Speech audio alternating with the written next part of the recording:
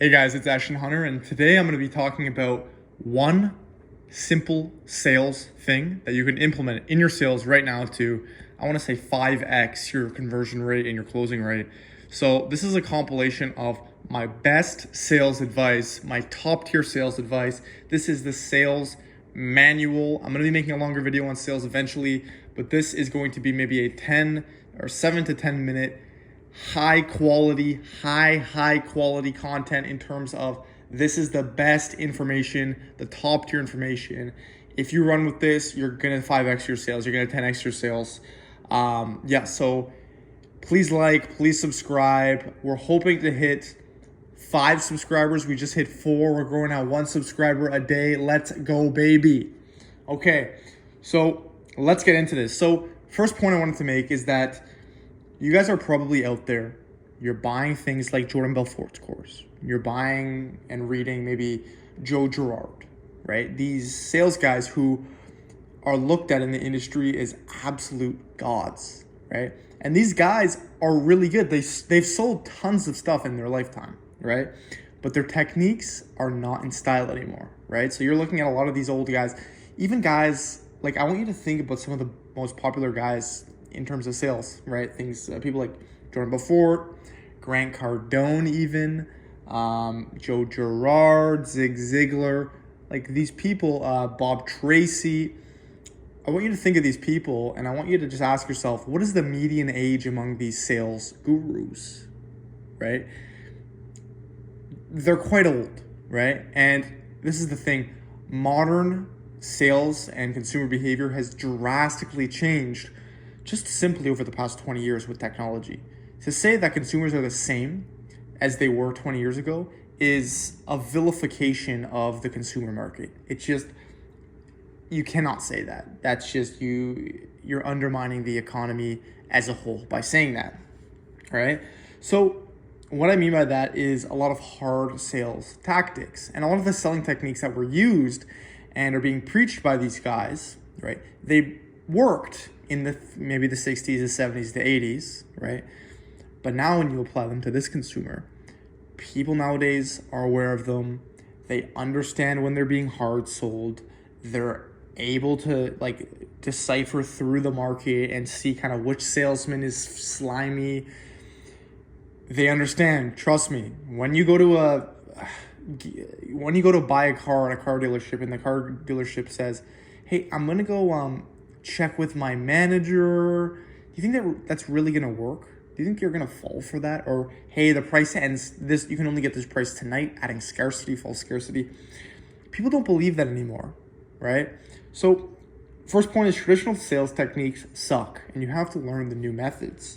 So point number 2 is every sales conversation and even conversation in general has a power dynamic, right? So what does this mean? This means that there's an alpha and there's a beta in every sales dynamic, every conversation. You talk with your friend, you talk with a girl, you talk with your parents.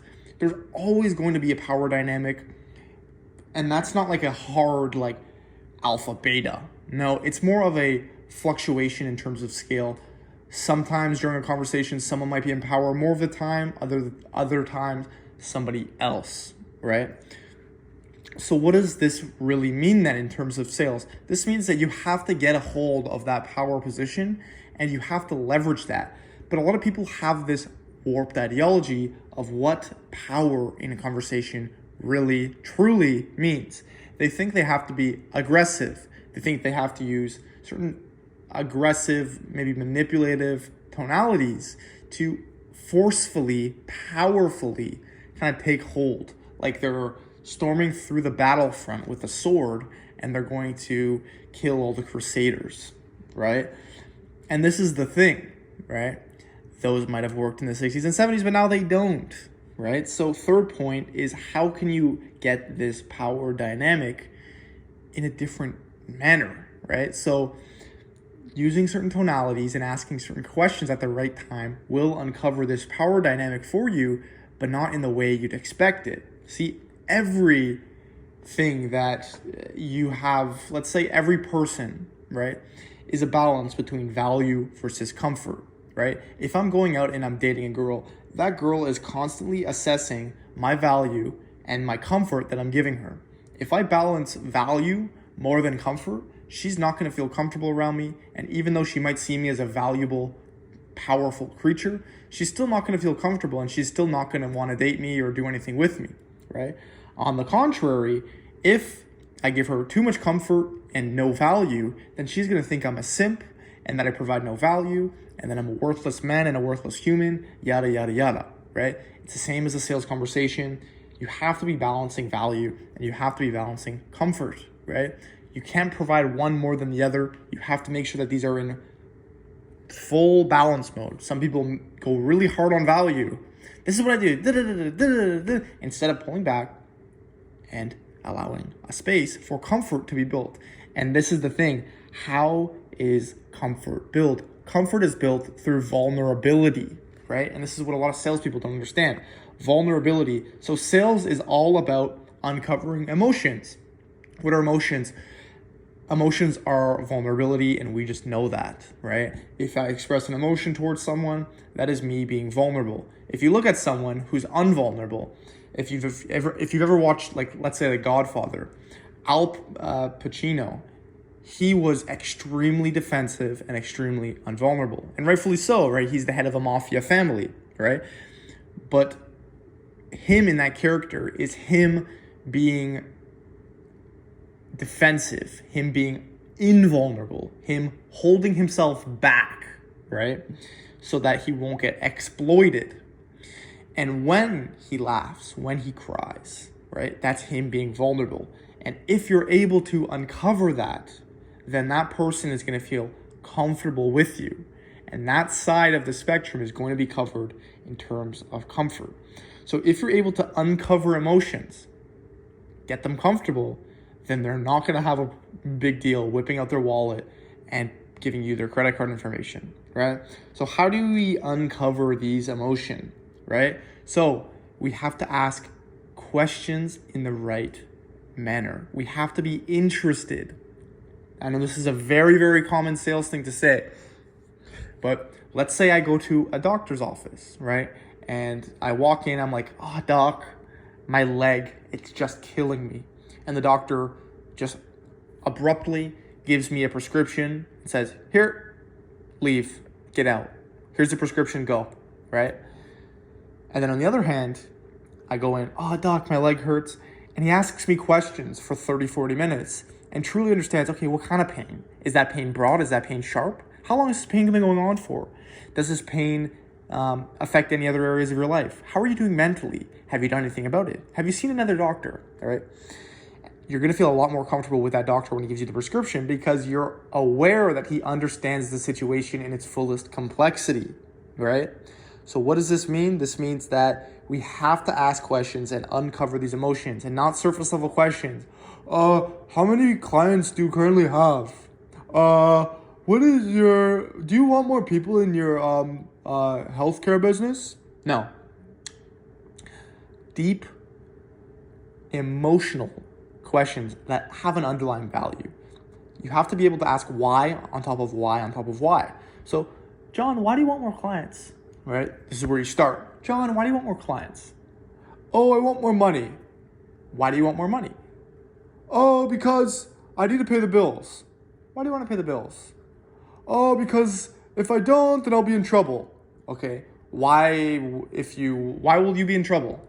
Oh, because my wife, da-da-da-da-da. Okay, why? Because of your wife. Oh, and then you get to the root, you keep asking why, and then he'll get you to the root. And that is where you add comfort, right? So he's going to eventually tell you, oh, I need this money because I am scared of losing something emotional to him. And that's when you say, do you think that potentially getting more X in terms of Y and in terms of why you're using his case, do you think that can help you get out of your current situation?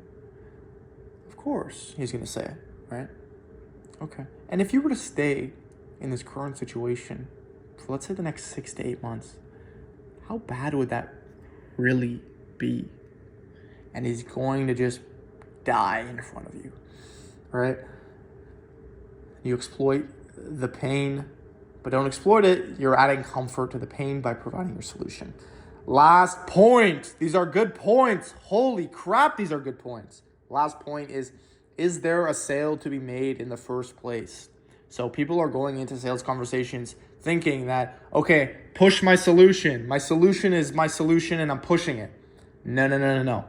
Ask yourself, is there a sale to be made in the first place? You are a gold prospector. You're going through the rivers of the Yukon with your pan and you're sifting through the dirt.